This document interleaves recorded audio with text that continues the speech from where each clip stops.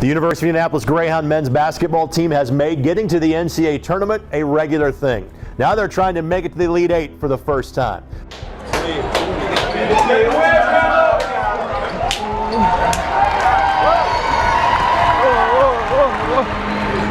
We're talking to you right before the season officially starts, but you've got a couple of solid exhibition results under your belt.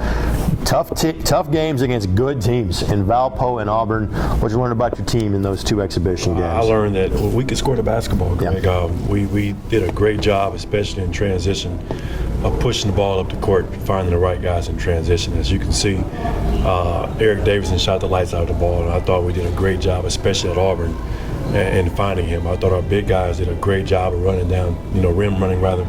And our guards did an awesome job of making sure that they hit him right in rhythm for a jump shot. Now, I also learned that we can't play any defense.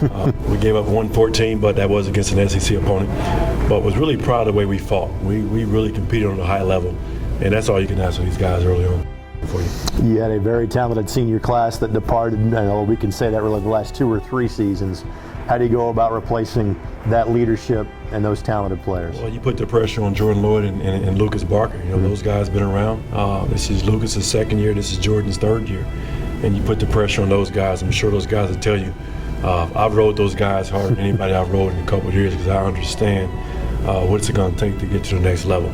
And those guys have been around it, but they were always in the back seat. Now they're in the driver's seat of running this basketball club, and everything that goes wrong, trust me, it's their fault whether they do it or not. And they've done a great job. What are your observations on the conference this season? Well, the conference is always getting better. It's so many great coaches in this league, and so many great players that there's not a night off.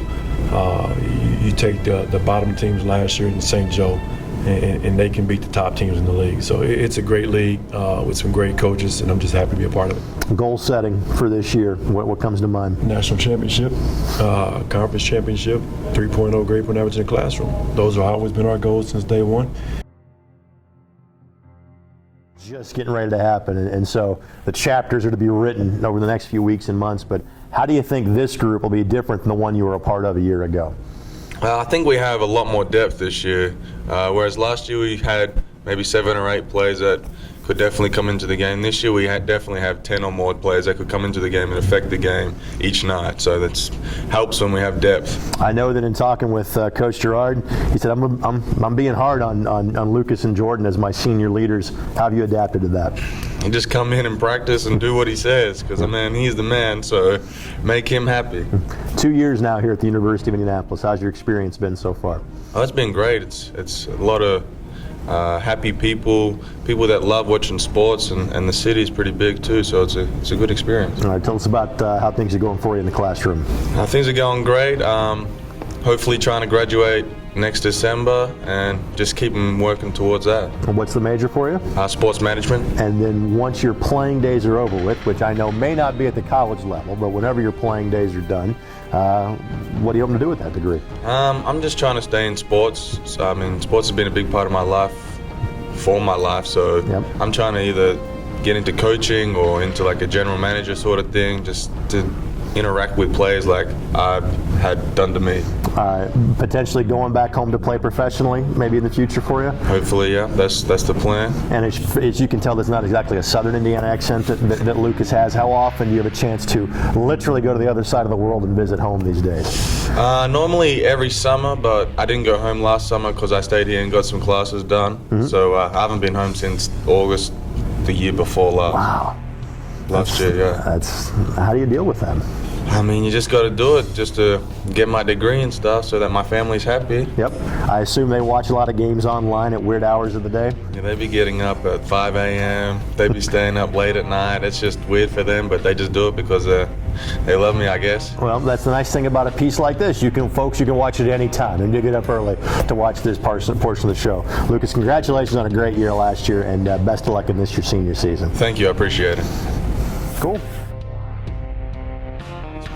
You're now a couple years removed from making the decision to leave the Division I ranks from Furman and come here to UIndy. Looking back on it, was it the right move for you? Definitely. I have no regrets. I've definitely loved UIndy. the people here. It's been a great experience for me. Tell us how things are going for you in the classroom. It's going great so far. I plan on graduating in May and walking across the stage, and that'll be a big time for me. And what's the major for you? I'm doing environmental sustainability with a minor in business. And what are you hoping to do with that? Well, I had an internship this summer with Indianapolis Fruit, and kind of either working with finance in somebody's company, maybe being a sustainability chief officer for another business or something of that nature. Oh, very cool. All right, let's talk about the season again. Just getting started, exhibition competition, a couple of good teams you played, a couple of close losses. What'd you learn from battling Valpo and Auburn? I learned that we'll compete, no matter the score. We got a lot of guys that want to work hard.